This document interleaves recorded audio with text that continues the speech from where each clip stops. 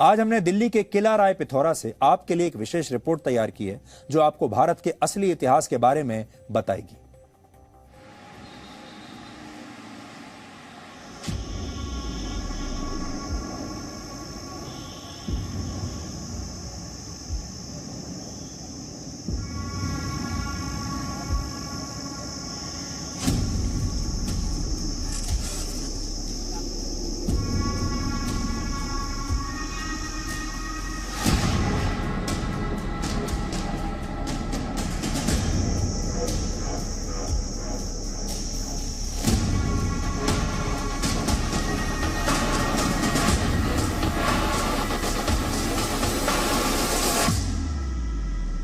इस समय हम लोग दिल्ली के किला राय पिथौरा में मौजूद हैं।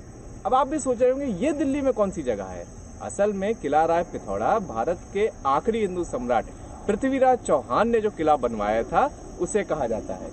लेकिन अब यहाँ की तस्वीर दिखाएं तो जब हम लोग किला राय पिथौरा के अंदर जाते हैं तो यहाँ पर एक बोर्ड लिखा है जिस पर लिखा हुआ है किला राय पिथौरा और इसके बारे में लिखा है कि दिल्ली के प्रथम शहर लालकोट व किला राय पिथौरा पर तोमर चौहान एवं गुलाम वंश के शासकों ने 11वीं और 13वीं शताब्दी में शासन किया। ये तो आपको बताया जाता है ASI का बोर्ड है।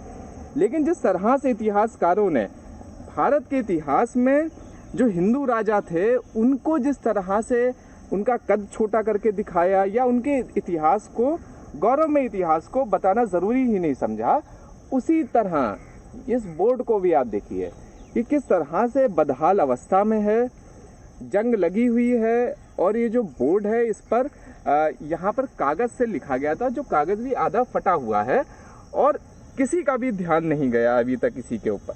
अच्छा, अब ध्यान क्यों नहीं गया इसका भी एक कारण है। अगर आप दोपहर 12 बजे कुतुब मीनार में जाएंगे तो वो कुतुब मीनार तो आपको खचाखच पर्यटकों से भरी पिलेगी, लेकिन राय पिथौरागढ़ पे आप देखिए एक भी व्यक्ति यहाँ पर नहीं मौजूद है।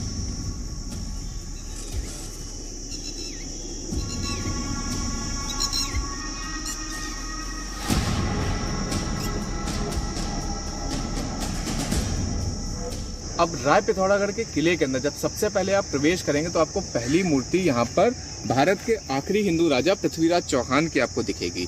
सम्राट पृथ्वीराज चौहान अपने घोड़े के ऊपर बैठे हुए हैं और धनुष बाण चलाने की मुद्रा में ये आपको उनकी विशाल मूर्ति, भव्य मूर्ति दिखाई देगी। इसके नीचे का जो परिसर है उसके बारे में हमें ये बताया कि जिस समय भारत सरकार ने वर्ष 2002 में इसका जीर्णोद्धार करवाया था तब यहाँ पर एक लाइब्रेरी बनाई गई थी जिससे लोग चौहान वंश का जो इतिहास है, जो गौरवमय इतिहास है, उसको जान पाए।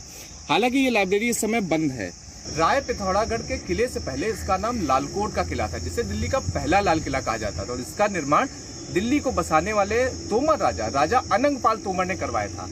अब जो इसकी दीवारें हैं, एक बार आपको हम उसका इतिहास दिखाते हैं। ये दीवारें जो इस समय यहाँ पर मौजूद हैं राय पिथौरागढ़ के किले पर, अभी तो काफी छोटी हैं, काफी जीर्ण अवस्था में। आप देख सकते हैं यहाँ पर कूड़ा भी पड़ा हुआ है और ऐसा लग रहा है जैसे इनकी किसी ने वर्षों से सुध नहीं ली है।